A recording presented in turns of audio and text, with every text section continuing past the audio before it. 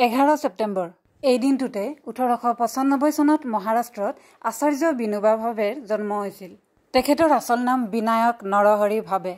তেখেত একেধাৰে দাৰ্শনিক, চিন্তাবিদ, সুবক্তা, লেখক আৰু স্বাধীনতা সংগ্ৰামী। সৰুৰে পৰা আধ্যাত্মিকতাৰ প্ৰতি আকৰ্ষিত হোৱা বিনোবা ভাৱে পঢ়া শুনাটো অত্যন্ত মেধাৱী আছিল। কিন্তু 1916 চনত ইণ্টাৰমিডিয়েটলৈকে পঢ়ি তেখেতে এটি বিশেষ সিদ্ধান্ত গ্ৰহণ কৰে।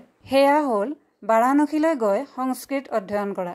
বাৰাণসীত থকা এই সময়খিনিতে তেখেতে মহাত্মা গান্ধীৰ নীতি আদৰ্শৰ প্ৰতি আকৰ্ষিত হয়। সেয়েহে 1916 চনৰ জুন মাহত আহমেদাবাদলৈ গৈ মহাত্মা গান্ধীক লগ ধৰে আৰু গান্ধীজীৰ নেতৃত্বত হোৱা স্বাধীনতা সংগ্ৰামত তেখেতে এক সক্ৰিয় ভূমিকা গ্ৰহণ কৰিছিল।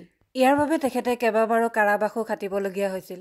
কাৰাবাসৰ কালছোৱাত তেখেতে নিজে অধ্যয়ন আৰু লিখা মেলাত ব্ৰতী হোৱাৰ লগতে সতীৰ্থ কয়দীসকলক ভগৱত গীতাৰ সাৰুৱা কথাসমূহ কৈ শুনাইছিল। তেখেতে মহাত্মা গান্ধীৰ নিৰ্দেশ অনুসৰি ব্ৰিটিছৰ বিৰুদ্ধে একক সত্যাগ্ৰহ কৰিছিল। তেখেতেই হ'ল একক সত্যাগ্ৰহ কৰা ভাৰতৰ প্ৰথমজন ব্যক্তি। 1951 চনত আচাৰ্য বিনোবা ভাৱে তেলেংগানাৰ পশ্চামপল্লী গাঁৱৰ ভূমিহীন কৃষকসকলৰ বাবে ভূদান আন্দোলন আৰম্ভ কৰিছিল। এই আন্দোলনৰ অংশস্বৰূপে মাটিৰ মালিকসকলক তেওঁলোকৰ মাটিৰ সামান্য অংশ কৃষকসকলক দান কৰিবলৈ মান্তি কৰিছিল।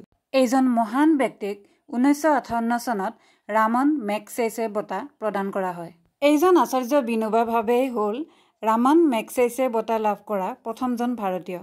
এই মহান ব্যক্তিগৰাকীৰ মৃত্যু হয় 1982 চনৰ 15 নৱেম্বৰত। 1983 চনত তেখেতক মৰণোত্তৰভাৱে ভাৰতৰ সৰ্বোচ্চ অসামৰিক বঁটা ভাৰত ৰত্ন প্ৰদান কৰা হয়। এই মহান ব্যক্তিগৰাকীৰ জীৱনৰ সামান্য অংশ এই ভিডিঅ'টোত সামৰি ল'বলৈ প্ৰয়াস কৰিছোঁ।